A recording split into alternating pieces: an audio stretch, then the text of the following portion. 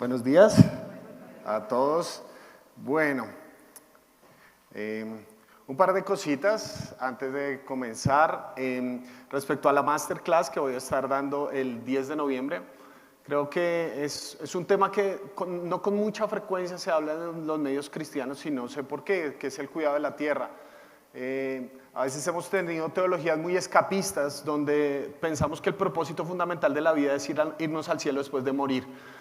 Y creo que el Evangelio no habla de eso. Dios hizo esta creación y cuando la vio dijo que es buena en gran manera. Así que nuestra responsabilidad como hijos de Dios es cuidar de una mejor forma al planeta. Si les parece que voy a dar clases de ecología, de cómo reciclar, no es la idea, sino que quiero darles herramientas de cómo podemos hacer teologías bíblicas sobre distintos temas, y creo que este es un tema muy importante. Entonces, si desean participar, es 100% virtual, va a ser a través de Zoom. Entonces, al final pueden hablar conmigo y les digo cómo pueden inscribirse y participar. Y la otra noticia, que espero que sea una buena noticia, es que vamos a extender esta serie un domingo más. Es decir, pensábamos que se iba a acabar este domingo, ya no. Entonces, el próximo domingo, esta serie nos dimos cuenta que esta historia tenía 3 personajes, 2 hijos y un padre. Entonces hoy vamos a ver el hermano mayor y la próxima semana vamos a reflexionar sobre el padre, porque no sé si sabían, pero la invitación de esa parábola no es solo recibir el amor del padre, sino encarnar y ser el amor del padre para otros. La semana pasada terminamos viendo esta pintura, ¿verdad?, de Rembrandt sobre el hijo pródigo. Es una pintura hermosa que tiene muchos detalles muy bonitos. Una de las cosas que estábamos viendo es que hay 2 personas en esa pintura que tienen batas rojas. Se dan cuenta que tienen capas rojas, mientras que hay otra persona que no tiene capa roja, que es el hijo que llegó perdido, ¿sí?, que estaba fuera de casa y llegó perdido y el padre lo abrazó y lo recibió. Dijimos que ese hijo, a diferencia del papá y del hermano mayor, que es el otro que tiene la capa roja, se dan cuenta que el papá y el hermano mayor tienen barba abundante, ¿no es cierto? Pero el hijo perdido llega calvo, y en esa época normalmente se calviaba a las personas que eran esclavos como una forma de quitarle su dignidad, a veces su masculinidad en el caso de los hombres. Pero hay un detalle muy importante en esta pintura. Mientras el papá está abrazando, ¿qué está haciendo el hermano mayor? Está como en la parte de atrás de la escena. ¿Y cómo tiene las manos?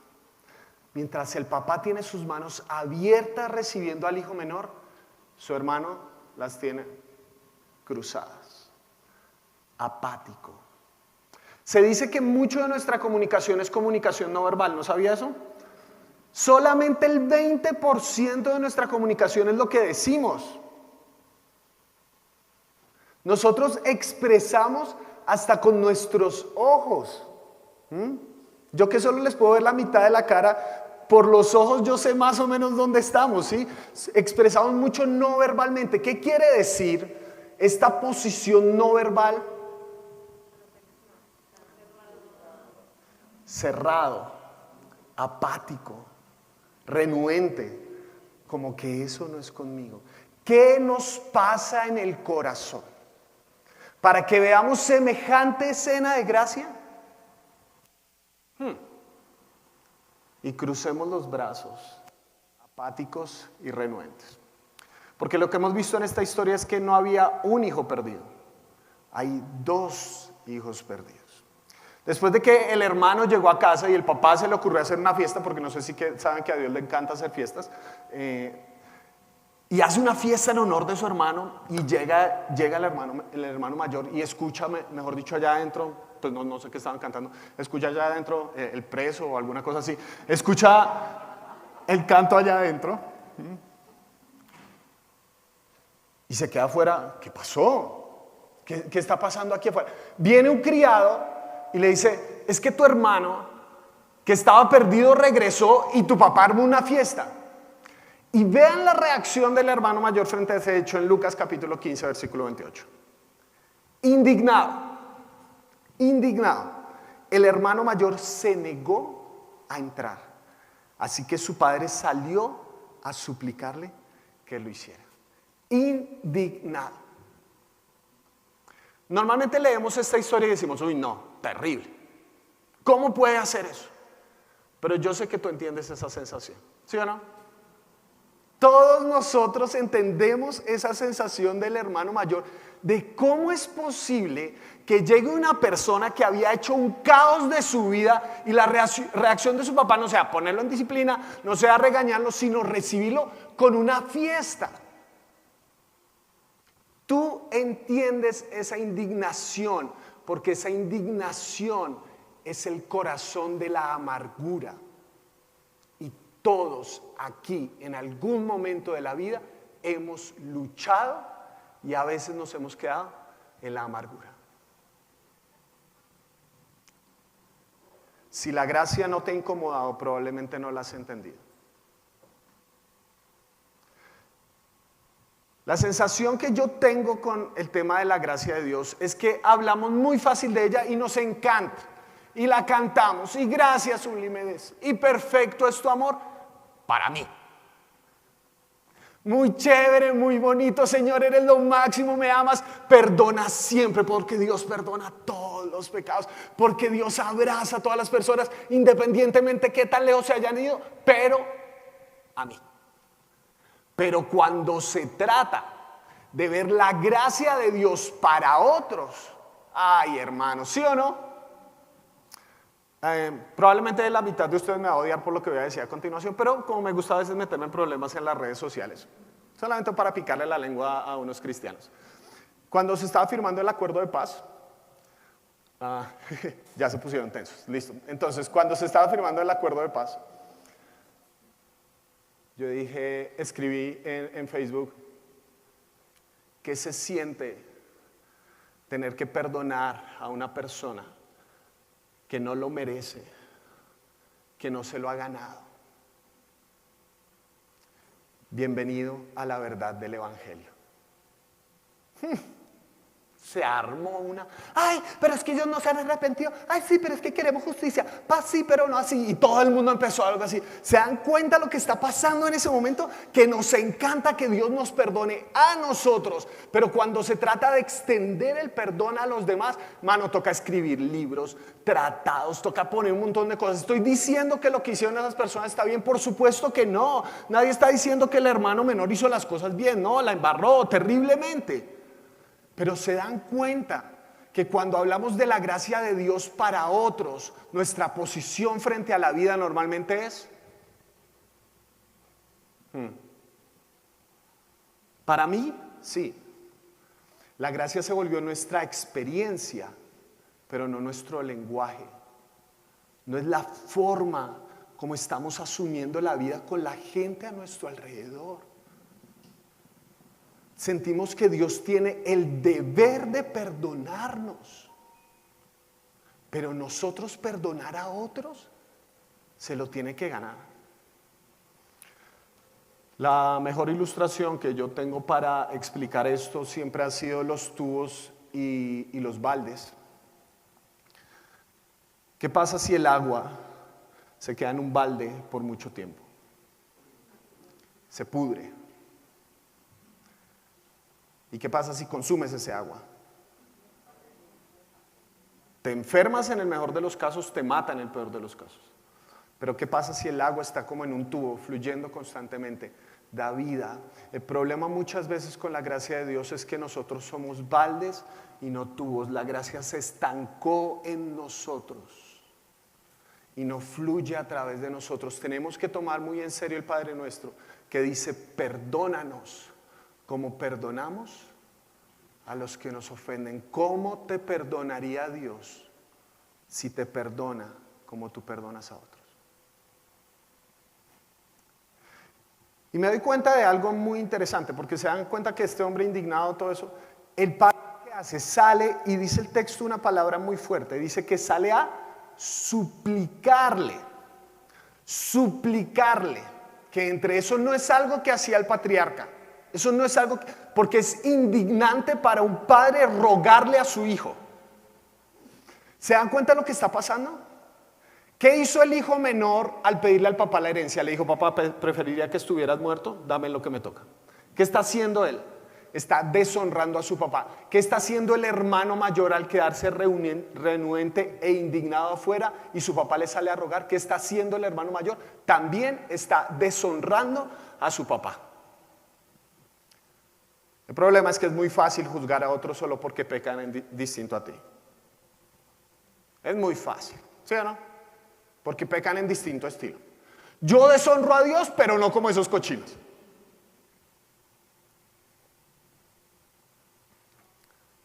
La amargura deshonra a Dios. La amargura deshonra a Dios. Hermanos queridos, digo esto con todo el amor y el corazón pastoral. Pero yo no puedo aceptar que haya hermanos que estén dispuestos a morir con amarguras en su corazón.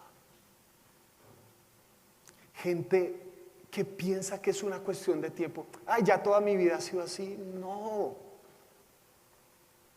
No dejes que la amargura te consuma, porque eso, la amargura, deshonra a Dios. No es un problema que te vas a poner más viejo y más feo, que también, pero el problema fundamental es que estás deshonrando a Dios frente a la apatía, con la apatía frente a la gracia que Dios le da a otros. Es fácil ponerte a señalar a otros. Ay, sí, yo no soy tan bueno, pero es que yo no hice esto. Es fácil señalarlos y pensar que así te justificas a ti mismo. No funciona de esa manera. Cuando decides por la amargura, estás deshonrando al Padre. Y entonces, cuando el papá le pide una explicación por lo que está pasando, el hijo le da un discurso que está dividido en dos partes. Voy a tocar primero la segunda y después la primera. Y le dice: papá, tú estás haciendo una fiesta, a mí nunca me has dado nada. Ahorita vamos a tocar más en detalle en esto. Y vean lo que le dice respecto al hermano. Pero ahora llega ese hijo tuyo, que ha despilfarrado tu fortuna con prostitutas. La verdad siempre me he preguntado, ¿este man cómo supo eso? Sí, o sea, no sea sapo, sí, o sea, ¿cómo sabe? O sea, lo siguió ahí por Facebook, lo stalkeó en Instagram, ¿qué hizo? Sí, no sé. Bueno, esa es una de las grandes preguntas que le tengo a Dios cuando llega al cielo. Y tú mandas a matar el ternero más gordo. Ponle mucha atención a la distancia de los pronombres. ¿Cómo? Porque es el hermano. Pero ¿cómo se refiere él al hermano? Ese hijo tuyo. Quiero hacer un experimento. ¿Pueden sacar su celular, por favor? Prométame que no van a ver Instagram, ni Facebook, ni nada de eso. ¿Pueden sacar ese celular, por favor, por un momento? Eso solo lo van a ver ustedes. Abran notas, no WhatsApp, porque terminan mandándole este mensaje a alguien y no queremos eso. Pero quiero que escriban, por favor, el nombre de las 3 personas que más daño le ha hecho a ustedes en la vida.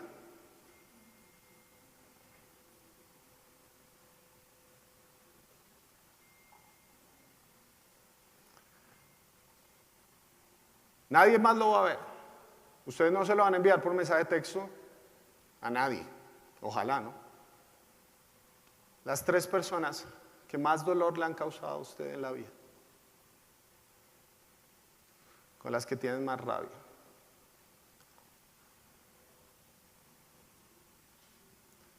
¿Qué tal está el experimento? ¿Difícil? ¿Doloroso? ¿La lista es muy larga? A veces es difícil hasta escribir esos nombres, ¿verdad? Nos referimos a esas personas con distancias como ese tipo, mi ex, esa vieja. ¿Se dan cuenta de las distancias que generamos? Dentro del proceso del perdón, yo me he dado cuenta que cuando logras pasar del ese a por lo menos ser capaz de decir el nombre de esa persona, estás dando un paso hacia la sanidad. Probablemente hoy no puedes orar para que Dios bendiga a esa persona que te hizo daño. Probablemente estás en ese, porque eso que esa persona hizo también lastimó al hermano mayor, deshonró a toda la familia, nos hizo daño a todos nosotros. Ponle cuidado a los pronombres, porque te pueden estar dando alarmas sobre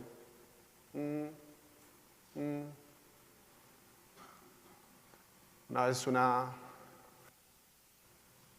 señora se puso muy brava con un joven de la iglesia porque el muchacho llegó con arete y entonces dijo, ese jovencito no sé qué, no debería entrar así a la casa del Señor, no sé qué. Y entonces dijo, yo le dije que se fuera. No, pero ¿cómo le va a decir que se? Yo le dije que se fuera y arreglara sus cosas con Dios y ahí sí volviera. Yo, señora, pero ¿cómo hace eso? Y empecé a hablar y se me va saliendo el pulido que yo tengo dentro.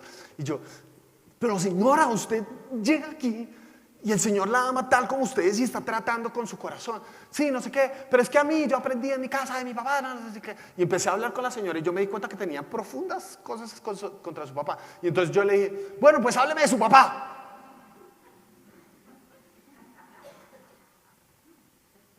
Y me dijo, de ese tipo no me hable. Cuando no puedes nombrar algo, es porque probablemente le tienes que poner mucha atención. Mucha atención. Y en ese discurso entonces dice lo de ese hijo tuyo, no sé qué. Y se dieron cuenta de que hay un problema de la bondad comparativa. Hay un peligro de la bondad comparativa. Es decir, yo que he sido tan bueno, yo que he sido tan increíble, y para ese man si hay fiesta. ¿Cómo es posible? Yo me he dado cuenta que en el medio religioso existe mucho esta tentación, que es la bondad comparativa. Es decir, no somos buenos porque es bueno, sino que somos buenos para acumular puntos delante de Dios. ¿Se dan cuenta cuando hay cosas que no salen como tú quieres? Entonces vienes bravo con Dios y dices, ¿pero por qué? ¿Por qué si yo oré? Y no solo oré, Miguel. Leí la Biblia, pero sin dormirme. Y no solo eso, Miguel, sino que he venido juicioso todos los domingos. Y no solo eso, Miguel, diezmé. Y el 10 exacto. ¿Se dan cuenta qué está haciendo esa persona? Está acumulando puntos. No está haciendo lo bueno porque es bueno, sino para acumular puntos. ¿Les ha pasado? Cuando sus hijos, su esposa, su esposo o alguien en casa empieza a hacer cosas buenas para ganarse algo. Y entonces este hijo, mejor dicho, salió increíble esta semana. Este man está lavando la loza, está tendiendo la cama. Un adolescente que tiende la cama es un caso extrañísimo. Y se está portando juicioso. Y uno se huele algo, ¿sí o no? Porque eso comienza como el miércoles y uno... Y el viernes... Papito lindo, mi amor, te quería preguntar algo. ¿Puedo salir de rumba con mis amigos? Y uno como padre responsable o algo así dice, no, María Antonieta, no sé si hay María Antonietas aquí, pero no, María Antonieta, no puedes salir. ¿Cuál es el reclamo? Pero papá, toda esta semana yo lavé la loza, tendí la cama, me bien, pasé parciales, hice... ¿Qué está haciendo esa persona? Acumulando puntos, no siendo bueno porque es bueno. Y muchos cristianos viven de esa manera, siendo buenos por acumular puntos con Dios, no porque la bondad es buena. No dices mentiras es para no irte al infierno, no porque la verdad es bella y necesaria en este mundo. Y empiezas a compararte, Soy bueno y soy mejor que. La bondad es buena porque es buena, punto final. Independientemente de los resultados, independientemente de cómo le salga a otro, independientemente de eso, la bondad es buena porque Dios así lo dijo. Fin de la historia. Y si te metes en esta espiral de andarte comparando todo el tiempo, esta es, creo yo, la cuna de la hipocresía. Lo que tanto criticó Jesús de los fariseos no fue precisamente eso.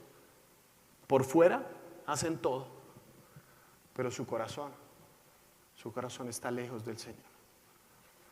Y en la primera parte del discurso, el hermano mayor le dice al papá, fíjate cuántos años te he servido sin desobedecer jamás tus órdenes. El tipo se tiene en alta estimación, ¿no? Jamás tus órdenes y ni un cabrito me has dado para celebrar una fiesta con mis amigos. No sé si han comido cabrito alguna vez, pero los cabritos, una de las características fundamentales es que la carne está como muy pegada a los huesos, entonces para sacarle carne a un cabrito es un camello. Eso estuvo bastante gastronómico. Sacarle a un cabrito un camello, listo. Entonces, es difícil. Y él lo está comparando con un ternero, que un ternero pues obviamente tiene mucha carne. Es como una depravación de la imaginación. Lo mejor que me puedo imaginar que mi papá me puede dar es este animal que tiene poca carne. Pero más allá de eso, el problema es que el joven, y yo sé que me lo han escuchado varias veces decir, es que tiene una mentalidad de esclavo y no de hijo. ¿Cuántos años te he servido? ¿Cuántos años te he servido? ¿Cuántos años he trabajado para ti, pero no disfrutado de ti? Es muy diferente. Ustedes lo tienen clarísimo. Yo sé que si se trata de hacer, ustedes lo entienden. Porque hacer para Dios lo tenemos claro. Se necesita esto, aquello. Ustedes levantan la mano y vamos adelante. Hacer para Dios lo entendemos. Disfrutar de Dios, eso es otra historia, man.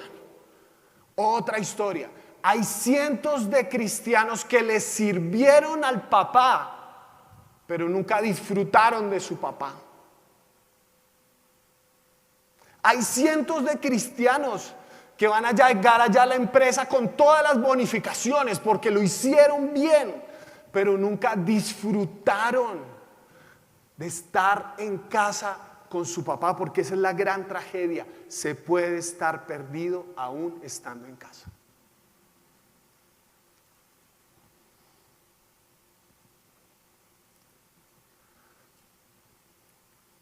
No se trata, por supuesto, de que la casa de Dios es esto.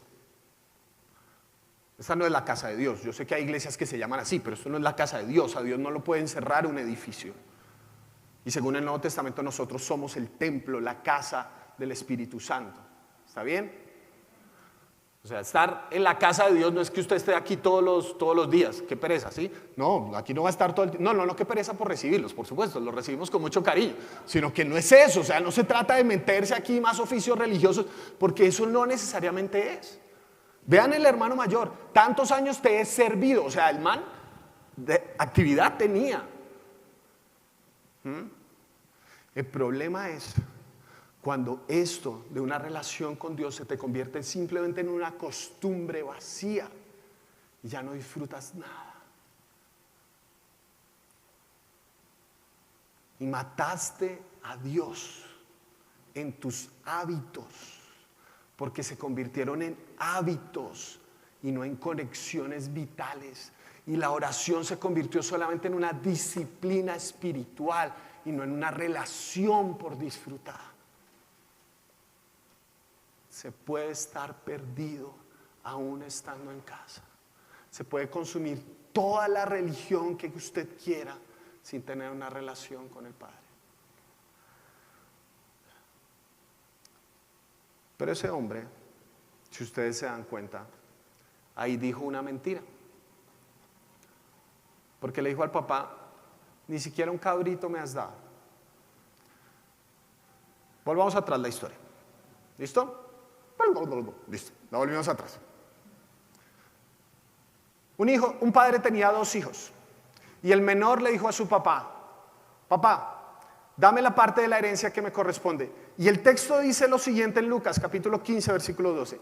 Así que su padre repartió los bienes, ¿cómo? Entre los 2. Según las leyes de la época, si uno era el primogénito, uno de los privilegios que tenía por ser primogénito, ojalá se vuelvan a aplicar ese tipo de leyes, si uno de los privilegios que uno tenía como primogénito es que cuando se repartía la herencia, y en este caso que eran 2 hijos, al mayor le correspondía el doble que a sus hermanos.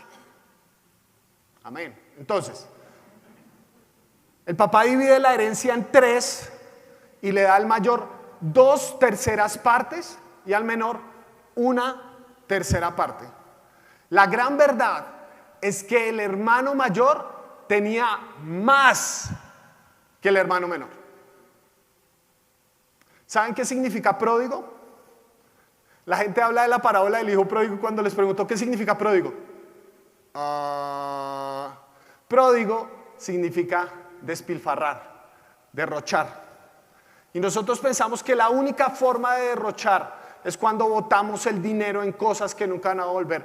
No, señores, hay otra forma de derrochar y es teniendo todo y no disfrutarlo. La ingratitud es ceguera voluntaria a la gracia del Padre. Es decir, Dios, ¿por qué eres tan bueno con ellos? Dios, ¿por qué eres tan increíble con ellos? A mí no me has dado nada. ¿No? ¿De verdad? No. Estamos finalizando, creo yo, espero, una pandemia. No sé cuándo nos toque la otra, espero que no pronto, pero ¿se han dado cuenta del valor de poder respirar?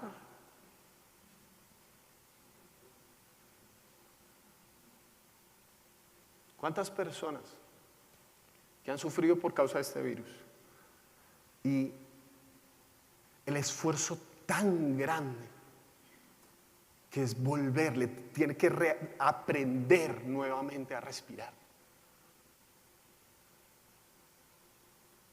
Ay, no, en mi casa solo como desayuno, almuerzo y comida.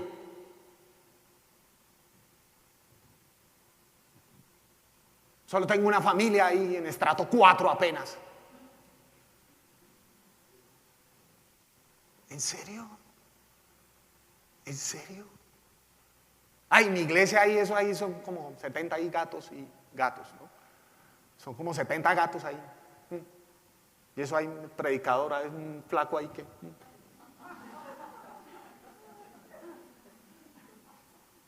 ¿Qué le pasa a nuestro corazón? ¿Qué le pasa a nuestra alma? Que es tan ingrata. Que la única oración por los alimentos es ese rezo insípido antes del almuerzo. Ay, Señor, gracias por los alimentos. Amén. ¿Cuándo? ¿Cuándo se nos pudrió el corazón? Que no somos capaces de decir gracias. Gracias. Gracias. Y todo el tiempo estamos secuestrados por el futuro y no somos capaces de disfrutar el presente. Y te desespera que ese niño de 3 años hable tanto y pregunte tanto, pero ahora que es adolescente ruegas en tu alma a que hablara tanto como cuando era pequeño.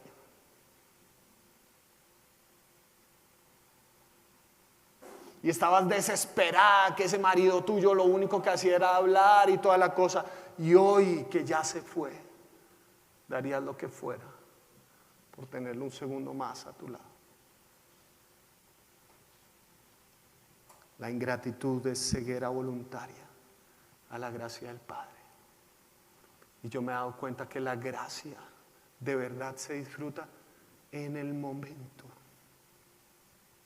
Porque la gracia que se disfruta después solamente es melancolía.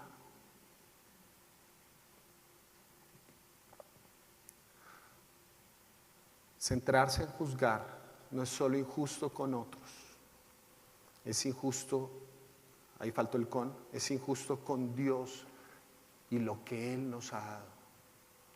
Porque Dios te dice que no juzgues, no solamente porque el puesto de juez ya está ocupado y tú no lo ocupas, ¿listo? O sea, es Dios. Cada vez que nosotros juzgamos a alguien estamos pretendiendo ser Dios. Juzgar es un problema de idolatría, estamos pretendiendo ser Dios sobre la vida de alguien más. Pero no está siendo solamente injusto con esa persona. Hay muchas ocasiones que juzgamos a las personas por los resultados, pero ni siquiera conocemos su historia. ¿Sí o no? Ni siquiera conocemos la historia de esas personas y todo lo que sufrieron. Yo no estoy haciendo aquí, por favor, una apología a la maldad, pero no sé si vieron la película del Guasón o el Joker. No sé si la vieron. ¿No? Bueno, véanla. Entonces, resulta que la película se trata del Guasón. ¿Se acuerdan del Guasón, no es cierto? El malvado de Batman. Y esta película se enfoca en todo lo que experimentó este hombre antes de convertirse en el Guasón. No estoy diciendo que se conviertan en el Guasón, por favor. No estoy diciendo que es bueno ser el Guasón. Pero cuando uno entiende la historia, uno dice, claro, claro. Decía Santi Benavides, ¿cómo es la mirada de Jesús? ¿Cómo es la mirada de Jesús para ese hombre terrible? ¿Cómo es la mirada de Jesús para esa mujer amargada. Porque Jesús no conoce solamente los resultados de lo que nosotros vemos en el momento. Jesús conoce toda la historia y es muy fácil señalar, es que esa persona es muy seria, es que esa persona es muy introvertida, es que esa persona no hace esto. Pero si tú te tomaras por lo menos el tiempo de conocer la historia de esa persona, por lo menos diría, ya entiendo por qué es así. Es muy injusto juzgar a otros. Es injusto con ellos, pero más que eso, es injusto con lo que Dios ya te ha dado a ti.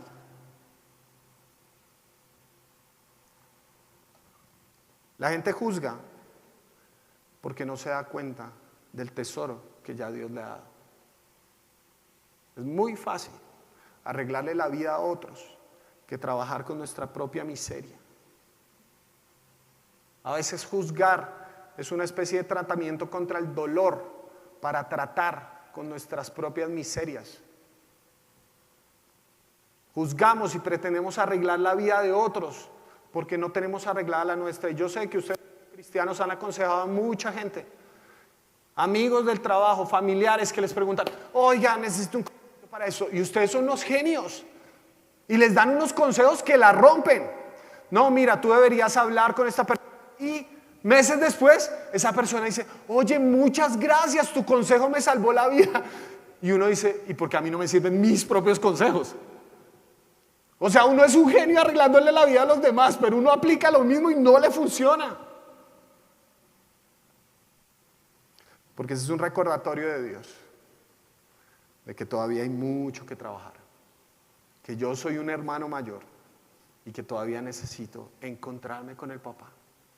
Que mi hermano menor sí se fue lejos de casa, problema de él con el papá, y yo no me voy a amargar por eso. Por eso creo que la iglesia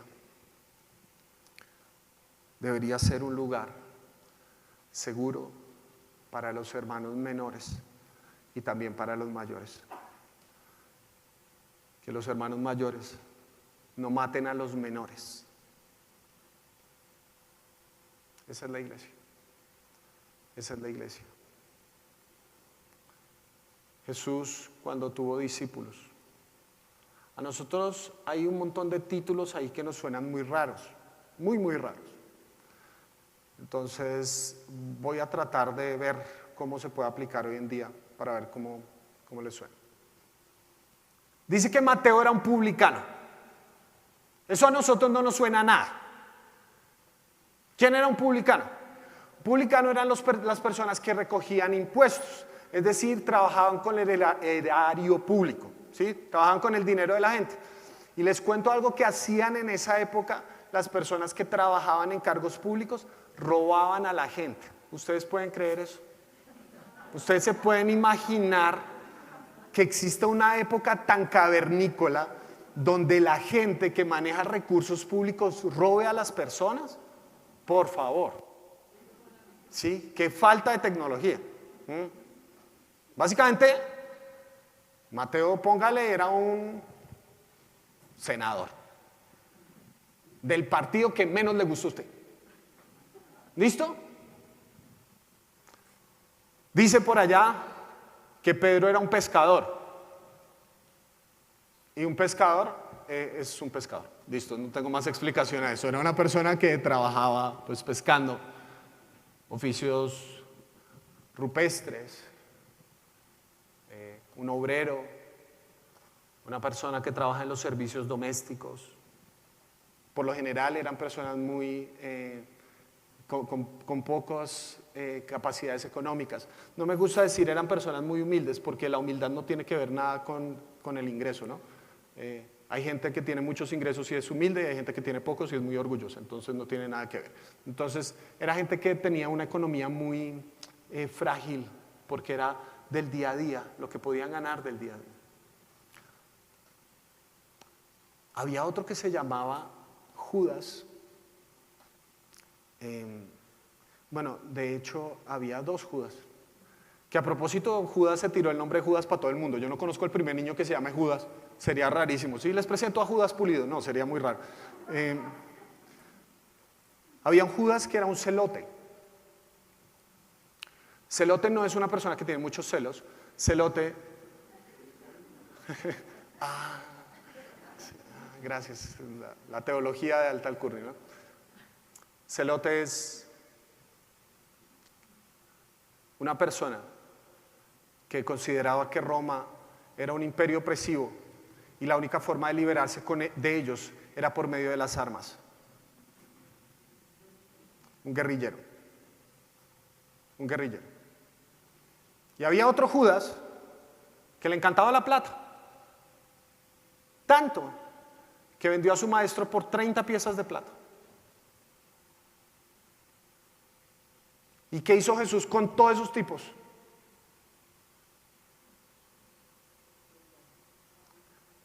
Los llamó a que fueran sus discípulos. La iglesia no es homogénea, es absolutamente heterogénea. Si en esta iglesia solo entra gente como nosotros, no somos iglesia. Si en esta iglesia solo entra gente que tiene el mismo pensamiento político que nosotros, no es una iglesia, es una secta. Si en esta iglesia solo ingresan personas que se visten como nosotros, que no se pintan los brazos como nosotros, que votan de la misma manera que nosotros, que asumen la vida de la misma manera que nosotros, esto no sería iglesia, sería una secta, porque la iglesia es el lugar donde puede estar el hijo menor y el hijo mayor con el papá. Y yo quiero animarles de todo corazón para que esto no se quede solamente en un sermón chévere, inspirador y tal cosa, sino que podamos encarnar eso. La gente hoy más que nunca está orando por una iglesia que los reciba tal y como están. La iglesia hoy más que nunca está orando, la gente está orando por una iglesia, pidiendo por una iglesia que no los exilie. Y creo que Jesús está orando por una iglesia que deje de ser tan amargada y que pueda extender su amor a otros. Esa fue la oración de Jesús por su iglesia. Padre, te pido que sean uno, así como tú y yo somos uno. No uniformes, uno, que de los distintos trasfondos, historias, dolores, visiones, perspectivas, seamos uno. Creo, hermanos, que si luchamos con ser hermano mayor, la invitación de este texto sigue siendo que es momento de regresar a casa. Y la próxima semana estaremos reflexionando sobre lo que el Padre y su postura frente a sus hijos nos dice para nosotros. Oramos para terminar este sermón y el servicio de hoy. Señor, te quiero agradecer por este momento. Quiero agradecerte por cada uno de los que está aquí presentes, cada uno de los que nos ve en casa. Y te quiero agradecer por tu palabra, que sigue siendo verdadera, viva, eficaz. Porque es una espada de dos filos, que muy fácilmente utilizamos para chuzar a otros, pero al ser de dos filos también toca nuestro corazón. Y gracias porque tu palabra hoy ha tocado nuestro corazón. Señor, no queremos seguir el mismo comportamiento del hermano mayor, atados a la amargura,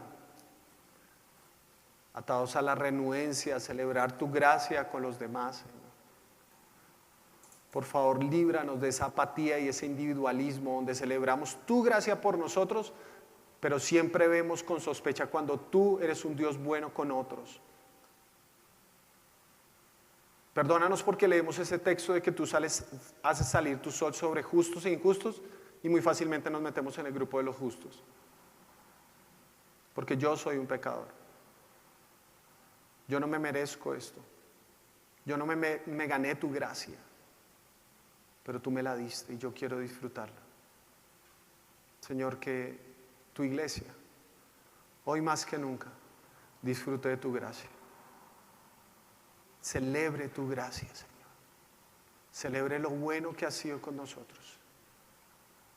Que si estamos pasando por una situación donde solo tenemos lentejas y arroz, pues tenemos lentejas y arroz y tú has sido bueno con nosotros. Si estamos pasando por una situación donde están cumpliéndose todos nuestros sueños, pues celebremos esa bondad tuya y no nos alejemos de ti por cumplir nuestras metas. Y que sobre todas las cosas, este sea un lugar donde se pueden congregar y unir hijos menores e hijos mayores, pero que ya no estén lejos de tu casa, sino que decidan entrar a celebrar. Gracias por este tiempo, gracias por poder alabarte, por poder congregarnos y compartir juntos, Señor. Ponemos nuestra semana en tus manos pidiendo tu bendición y pedimos que nos lleves con bien a donde nos dirigimos. Oramos en el nombre de Jesús. Amén. Que el Señor les bendiga, queridos hermanos, nos vemos la próxima semana.